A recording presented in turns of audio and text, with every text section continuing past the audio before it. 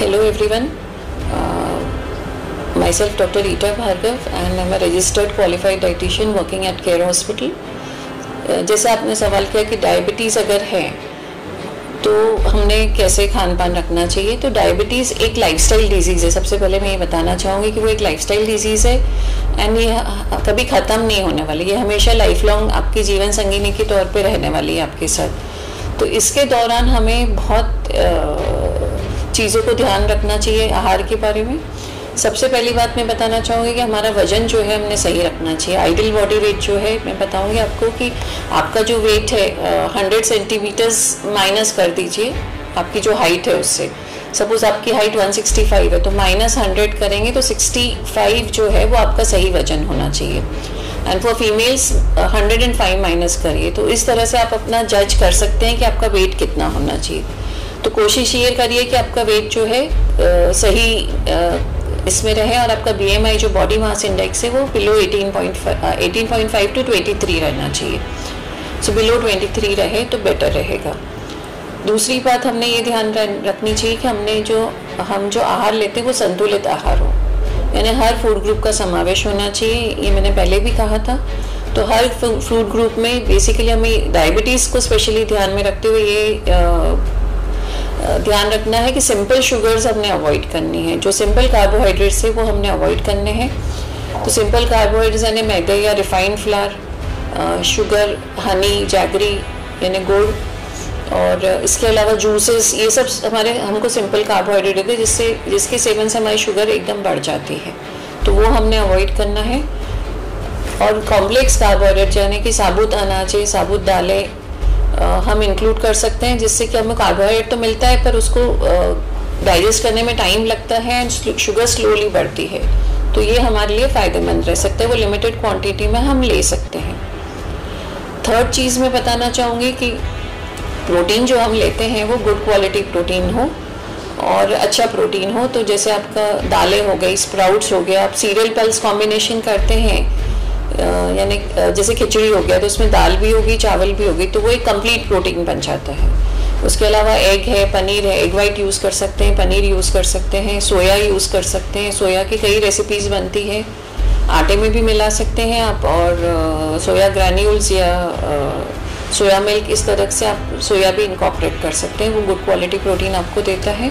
जो non vegetarians है वो फिश या चिकन यूज़ कर सकते हैं, पर कोशिश ये रहे कि वो फ्राइड फॉर्म में ना हो और ज़्यादा तरी वाला जैसे साउजी फॉर्म में ना हो, क्योंकि हमारे यहाँ लोगों को साउजी का बड़ा शौक होता है। इसके अलावा देन फैट्स जो है वो हमें हेल्दी फैट्स खाने हैं। तो हेल्दी फैट्स इज़ लाइक आप नट्स ले सकते हैं, ड्राई फ्रूट्स ले सकते हैं, बादाम, अखरोट, पिस्ता, ये यूज़ कर सकते हैं। 5 से 7 पीसेस आप ले सकते हैं। उसके अलावा आप फ्लेक्स सीड्स इंक्लूड कर सकते हैं, यानी फ्लेक्स सीड्स इस जवस, तो वो 1 टीस्पून डेली यूज़ करना चाहिए। और टोटल जो ऑयल इनटेक है वो हम कम रखें। प्रेफरेबली कोशिश ये रहनी चाहिए कि ½ लीटर पर पर्सन पर मंथ, यानी महीने में ½ लीटर ही हमने यूज़ करना है ऑयल। और उसमें सैचुरेटेड फैट कम हो, यानी घी, बटर ये कम हो। 1 चम्मच तक आप यूज़ कर सकते हैं। बाकी ऑयल्स आप ग्राउंडनट, सोयाबीन या राइस ब्रान, ये कॉम्बिनेशंस यूज़ कर सकते हैं। Even olive oil is good, canola is good, तो आप ये भी यूज़ कर सकते हैं। हाँ, क्योंकि मधुमेह के पेशेंट्स को इन्फेक्शंस होने के चांसेस ज़्यादा होते हैं, उनकी इम्यूनिटी लेवल कम होती है, तो इसीलिए उन्होंने अपना शुगर वेल मैनेज करना चाहिए।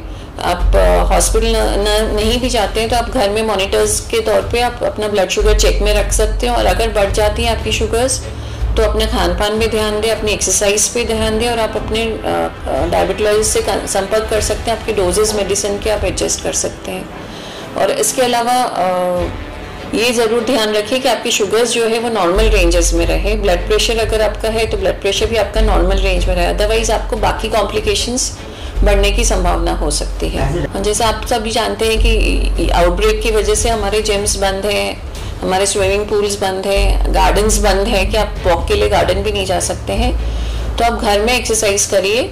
आप अपने एज के मुताबिक अपनी एक्सरसाइजेस चुन सकते हैं। आप योगा कर सकते हैं, आप घर में वॉक कर सकते हैं टेरेस पे, आंगन में। इसके अलावा आप अगर जॉगिंग कर सकते हैं तो जॉगिंग, स्पॉट जॉगिंग भी कर सकते हैं। अगर घर में आपके पास सिटिंग साइकिल है या क्रॉस ट्रेनर्स है तो आप घर में वो सब एक्सरसाइजेस कर सकते हैं, जिससे कि आपका कैलोरी बर्निंग जो है वो जारी रहे और आपकी शुगर्स बर्न होते रहे।